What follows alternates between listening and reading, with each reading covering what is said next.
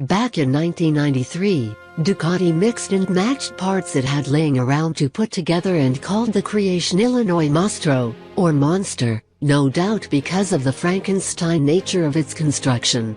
The creators couldn't possibly have predicted the success of the Monster line, or that models under the family umbrella would come to make up over 2/3 of Ducati's worldwide sales. Yet here we are in 2016 and the Monster experiment is still very much alive and well.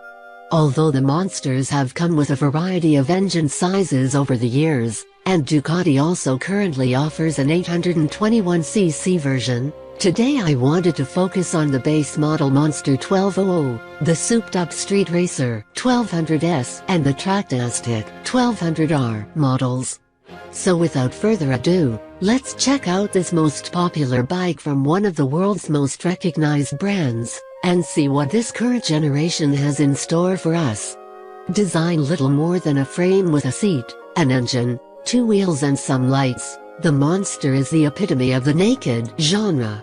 Naturally this is by design, and one could even argue that the Monster family has even helped define this modern equivalent to the classic gasser and bobber concepts that saw street bikes cut down to the bare minimum to save weight, and extraneous equipment stripped away for the sake of performance.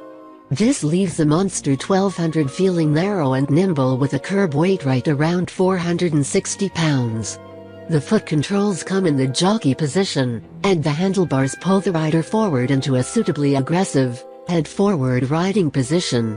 Seat height is reasonable, and adjustable at 30.9 or 31.9 inches off the ground on the base and S models, but height is fixed at 32.7 inches tall on the R+. Accessory seats are available that can slam seat height down even further if needed.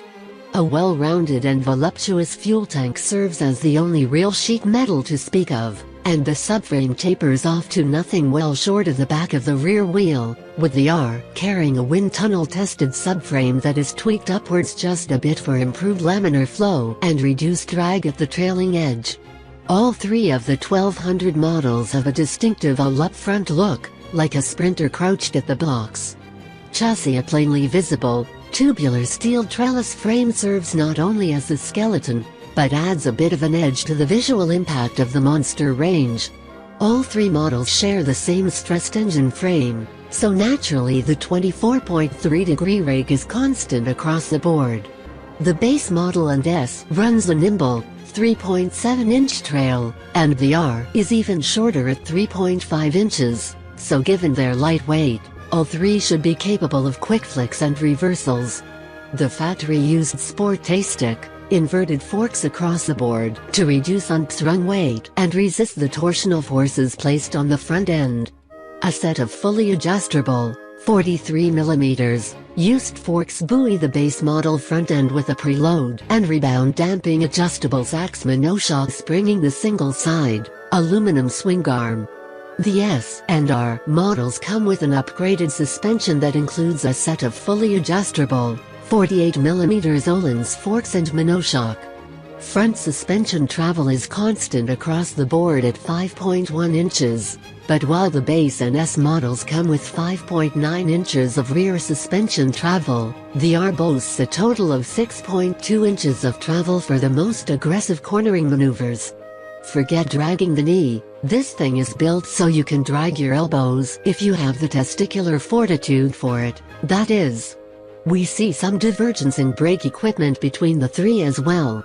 Again, the base model carries the least of the gear with a still impressive pair of 320mm discs and dual, 4-pot, Brembo M4-32 monoblock calipers to bind the front wheel. The S and R run even bigger 330mm discs with the 4-bore, Brembo Evo M50 monoblock calipers. A 245mm rear disc and twin-piston caliper binds the rear wheel on all models, and ABS comes as standard equipment across the range. This rear brake seems to be toward the weak end of the scale, and you really have to stomp on it to get to a point where the rear ABS needs to intervene.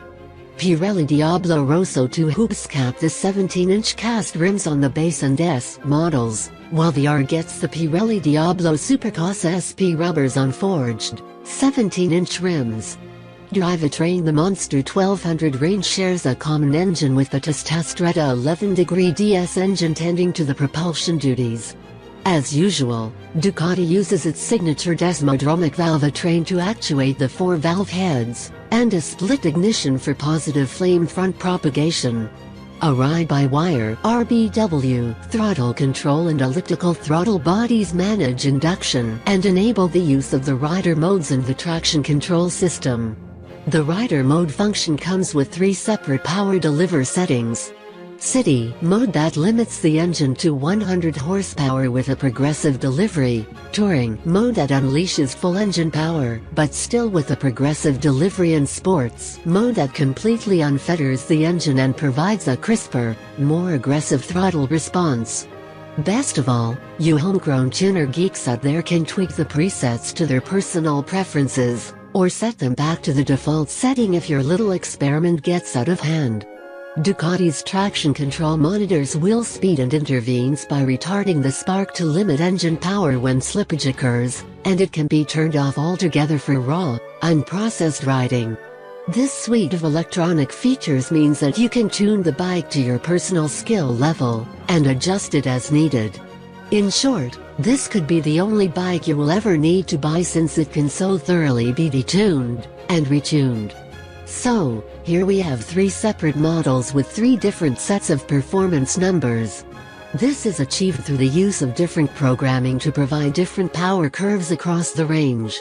As you might imagine, the base model Monster 1200 comes with the lowest numbers of the 3, with 135 horsepower at 8,750 rpm and 87 pound-feet at 7,250 rpm.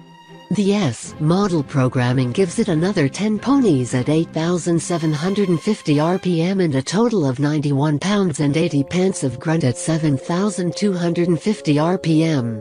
Last, but certainly not least, the R version cranks out 160 horses at 9,250 rpm and 97 pounds of grunt at 7,750 rpm. Bear in mind this is all on a sled that weighs in under 500 pounds soaking wet, so even the base model with its lower performance numbers should prove to be more than a handful to all but the most experienced sport bike riders. Price as usual, price increases with performance across the range. The base model Monster 1200 rolls for $13,995 MSRP in the Ducati red sheet metal. A bit higher on the scale is the S model that comes in red or star white for $16,395 MSRP. At the top of the food chain, power-wise and price-wise, the Monster 1200R comes shot in red and white racing livery for $18,695. Even naked, this is a lot of bike for the buck, especially at the bottom end of the range.